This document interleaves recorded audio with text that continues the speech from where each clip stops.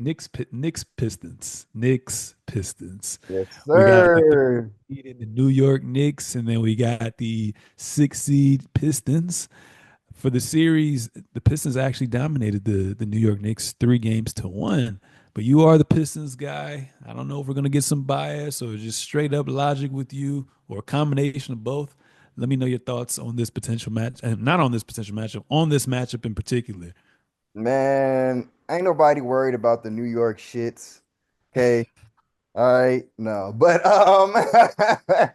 I think that even not like I mean I'm gonna have bias regardless, but not fully being biased, I think that this is gonna be a good and close series. I'm gonna take the Pistons in this Ooh. one. Because I think that this is gonna be Cade's coming out party. I think he's really like he's been, of course, people who really watch have been seeing him go crazy all year, but a lot of people aren't really paying attention to small market teams until it comes to the playoffs. So I think this is gonna be like, and he's playing the Knicks, he's gonna be playing MSG and all of that. Like this is the perfect opportunity for him to like really put himself on the national stage in front of everybody. And I just like the depth of our team. I think that they surrounded Cade perfectly with a bunch of shooters. And that's the one real advantage. Like, of course, I if I'm being honest, I probably would say that Brunson is better than Cade, but I think that's very close. And I think that also because of Cade's size, it still gives him a lot of advantages that Brunson doesn't have.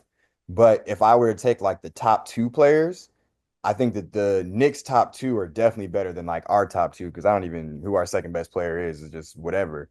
But when it comes to like the overall depth of the team, I think that the Pistons have a decided advantage because the Knicks don't play anybody outside of their starters. They really don't. And their starters, honestly, it's a lot of ugly offense. Like Cat, of course, can cook and Brunson can cook, but OG is not really consistent on that end. And Bridges, I feel like isn't really as consistent when he's not like the focal point. Josh Hart is definitely not consistent. Um, and neither is what Miles McBride or Campaign. So I just don't really like a lot of the Knicks depth pieces, and I think that the playoffs is a lot of the time when your depth really starts to matter. So I would take the Pistons in 6 or 7 games. I want to say six, but I'm gonna go with seven. Mm, wow. Okay. Didn't expect that.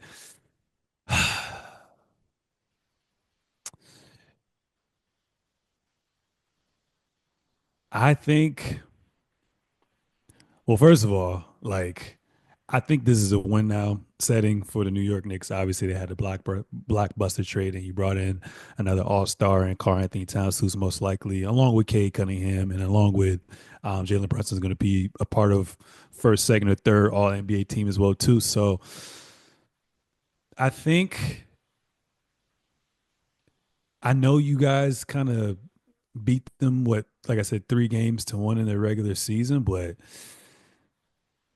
it's a brand new season when the postseason starts as well too. And I think Coach Tibbs is known for his defensive prowess. And I know that the New York Knicks necessarily didn't fare that well against playoff based teams, but when you have 2 weeks of game plan from one particular team, I think that's going to definitely work work wonders. And I think we always give a knock on Coach Tibbs for playing his players through the ground, and I think it was a blessing in disguise um, seeing Jalen Brunson get hurt for other players to at least get some minutes, so Coach Tibbs can kind of figure out who he can trust. But I mean, with the rotation in general, it gets shortened anyways, and I do like. And I think that Jalen Brunson is way more healthier as well too, and took a little bit of mileage off of him going on into this series. But I think I'm going to give the coaching edge to Tibbs over JB. And I like, since we're having limited players play with rotation, I like it in favor of the New York Knicks, man. I like in the favor of New York Knicks, and I think this is going to be a Carl Anthony Towns series where I know last year he played a lot of the four, and Rudy Gobert kind of took away from him and kind of made him more so of a spot up shooter. But I think we're going to really see Cat play at three levels. I know he's kind of been up and down, but I think this is going to be a coming out party. And when I say coming out party, I don't necessarily say Cat playing above his playing above his regular season averages, but I think he's going to get to his regular season averages as well too. But with the Pistons, bro, like to be honest with you, I know you guys have had a great year, but and you guys do have depth, but like there's no one. I mean, you can kind of argue that for the Knicks too, but just to play devil's advocate, there's no one I really fear, like seriously fear outside of Cade Cunningham. So I kind of give that 7-8 man rotation edge to the Knicks. Um, and I think with Cade, is Ivy back?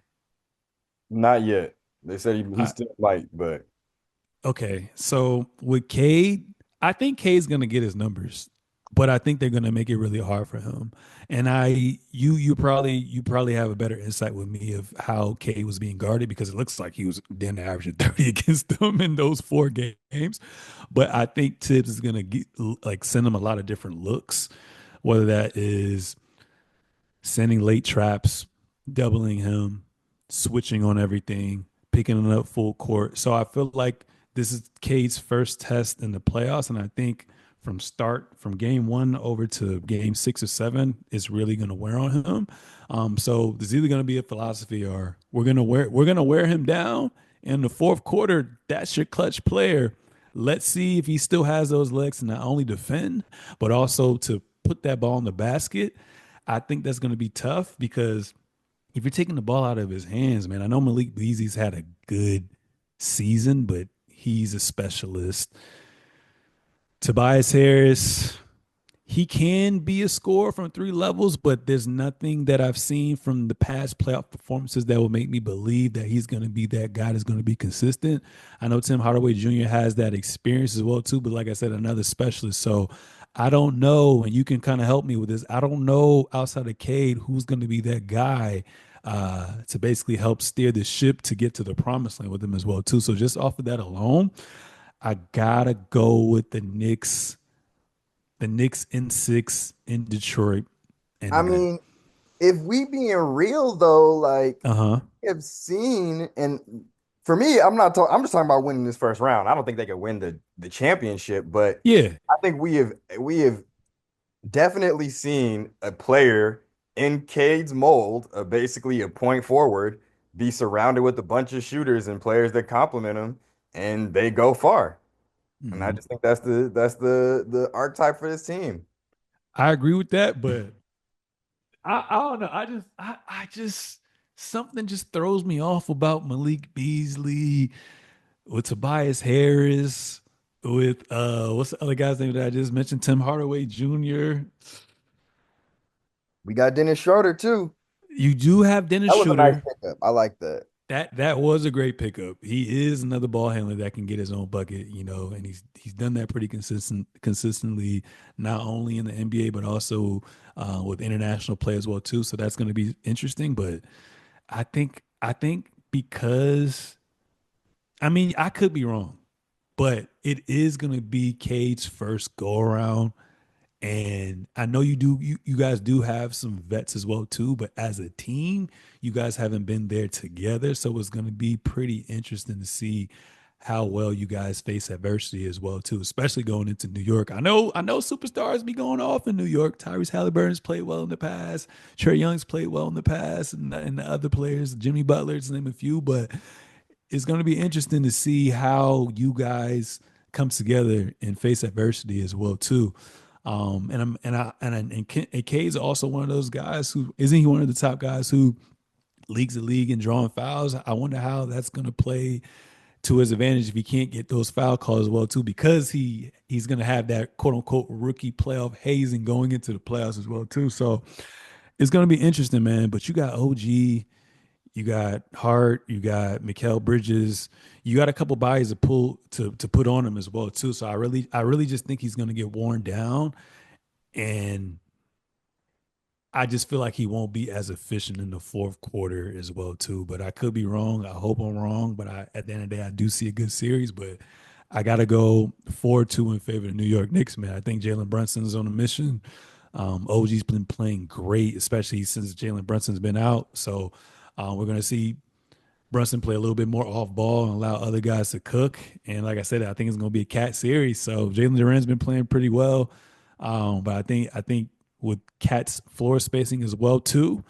I think Jalen Duran's going to be in for a surprise. So I got 4-2. I got 4-2 Knicks, man. I'm sorry. You gave us 2 games. I'll take it.